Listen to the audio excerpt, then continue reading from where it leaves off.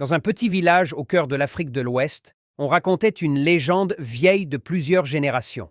Non loin de là se trouvait une forêt dense que les anciens appelaient la forêt du silence. Personne n'y allait, même pas les chasseurs les plus courageux. On disait que ceux qui entraient n'en revenaient jamais, ou revenaient changés. Un soir, une jeune fille du village, Amina, remarqua que son petit frère, Issa, n'était pas rentré. Elle demanda à ses voisins, chercha dans chaque recoin, mais personne ne l'avait vu.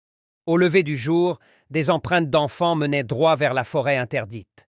Malgré les avertissements des anciens, Amina prit une lampe à huile et s'aventura dans la forêt. Dès qu'elle passa sous les grands arbres, tout devint étrange. Le chant des oiseaux s'arrêta. Plus un bruit, pas même celui de ses propres pas. Après des heures de marche, elle trouva une clairière où un grand arbre se dressait, si vieux qu'il semblait avoir vu des siècles défiler. Au pied de cet arbre, elle vit Issa, assis, regardant le vide. Quand elle l'appela, il se retourna, mais ce n'était plus le même enfant. Ses yeux étaient noirs comme l'ébène, et un sourire étrange étirait ses lèvres.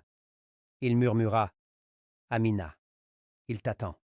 Viens voir. » Avant qu'elle ne puisse reculer, les racines de l'arbre se mirent à bouger, serpentant autour de ses pieds. Une voix grave et ancienne résonna dans sa tête. « Pourquoi es-tu venue?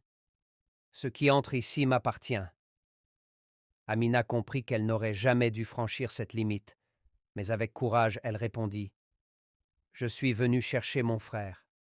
Prenez-moi à sa place. » Un silence lourd s'abattit, puis, à sa grande surprise, la voix murmura « Ton sacrifice est accepté. Partez. » Les racines la relâchèrent, et elle se retrouva dehors avec Issa.